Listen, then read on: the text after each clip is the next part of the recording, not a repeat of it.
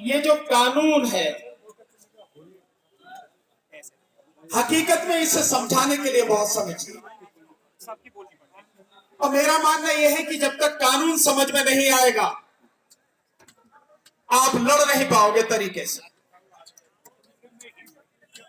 क्योंकि लड़ने के लिए जानकारी होना और सही जानकारी होना बहुत जरूरी है।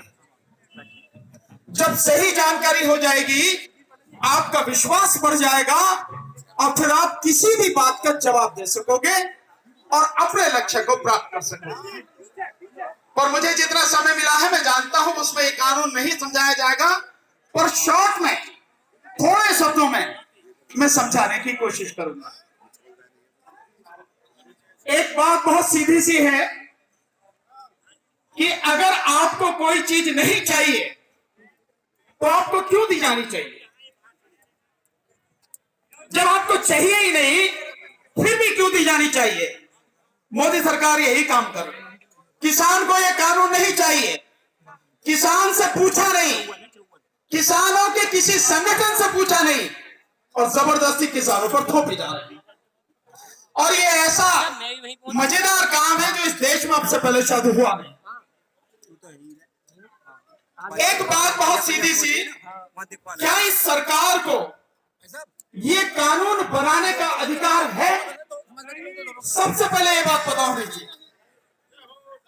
बिल्कुल बहुत सही आपने कहा, लेकिन कैसे नहीं है ये भी आना चाहिए। कोई पूछ ले कैसे नहीं है, तो उसे बताओ कि हमारे संविधान के अनुच्छेद 246 में जो सूची दी हुई है, उसमें है केंद्र की सूची, यानी केंद्र सरकार किन विषयों पर कानून बना सकती है, किन विषयों को देख सकती है। ठीक इसी तरह से राज्य सरकार दूसरे नंबर पर लिस्ट, राज्य सरकार किन विषयों पर कानून बना सकती है और किन विषयों को देख सकती है। एक तीसरी सूची है जिसमें केंद्र और राज्य दोनों ही कानून बना सकते हैं, और अगर केंद्र का कानून उसमें राज्य का भी बना है तो केंद्र का कानून उसमें माना जाएगा।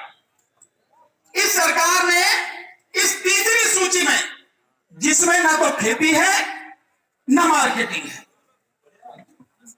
उस तीसरी सूची में 33वें नंबर पर एक इसमें व्यापार और वाणिज्य शब्द है, उसके तहत ये तीनों कानून बनाए जिसका अधिकार केंद्र सरकार को नहीं।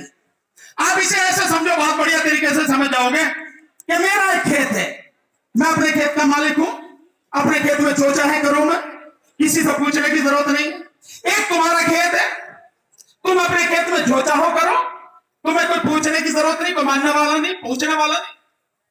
लेकिन अगर मैं तुम्हारे खेत पर कब्जा करके कहूं तो नहीं, ये तो मैं करूंगा, उसमें खेती कैसा लगेगा? ये केंद्र सरकार ऐसे ही कर रही है, मोदी जी ऐसे ही कर रहे हैं। जो खेती का कानून है, कॉन्ट्रैक्ट फार्मिंग का और निजी मंडियों का, ये दोनों के दोनों राज्य के विषय हैं, केंद्र सरकार के नहीं है। फिर भी केंद्र सरकार ने जबरदस्ती राज्यों का अधिकार छीन के कानून बनाए जो कि गैर संवैधानिक हैं। और सुप्रीम कोर्ट को यही चाहिए था कि जब गैर संवैधानिक कानून है उन्हें खत्म कर देना चाहिए था, लेकिन कोर्ट ने खत्म नहीं किया। अभी कोर्ट में उसमें डेट लगा दी, और जब तक ये कानून खत्म नहीं होंगे, या तो कोर्ट से और यही सरकार के माध्यम से संसद से, तब तक आपकी हमारी लड़ाई चलती रहेगी, सरकार से लड़ते रहेंगे। और ये कानून खतरनाक कैसे है, इसको समझने की कोशिश ऐसे करो।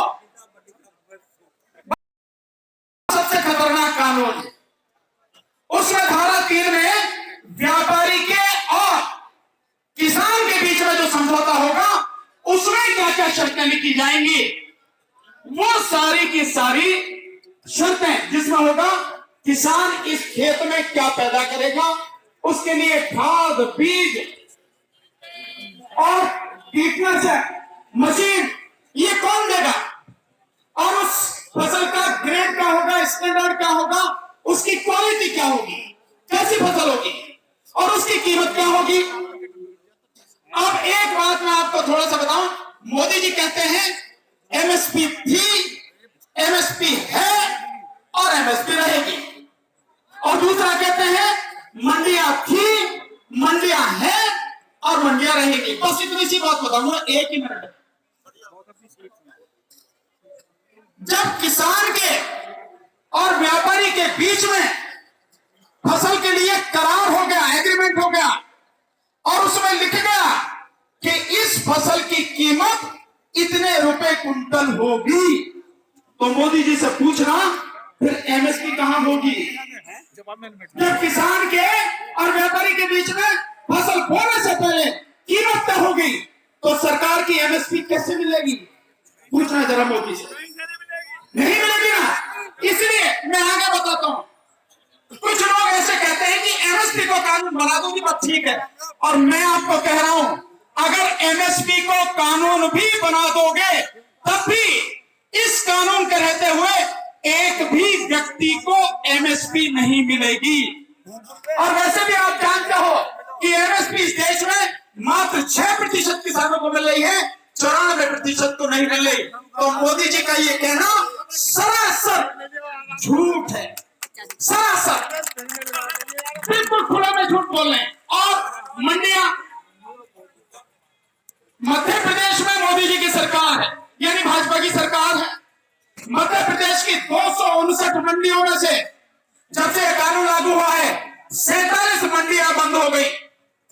60% काम 140 मंडियों में कम हो गया, और जो छोटी मंडियां थी 298 वो मंडियां पूरी तरह से बंद हो गई। तो मोदी जी से पूछो कि आपका ही तो राज्य है, वो बीजेपी की सरकार है, उस सरकार ने मई में लागू किया और इस समय मार्च है, मंडियां बंद हो गई। इसलिए साथियों ये जो कानून है बहुत खतरनाक है। मुझे पीछे से बार बार इशारा हो रहा है, मुझे छोड़ना पड़ेगा, जाना पड़ेगा। आपने इतना समय दिया, सम्मान किया, बहुत बहुत शुक्रिया। वैसे मेरी बात, ये कानून की बात सुन रहे हो, मेरी वीडियो सोशल मीडिया पर पड़ी है, भानु प्रताप सिंह नाम से आप देखोगे, भानु प्रताप सिंह सुप्रीम कोर्ट देखोगे,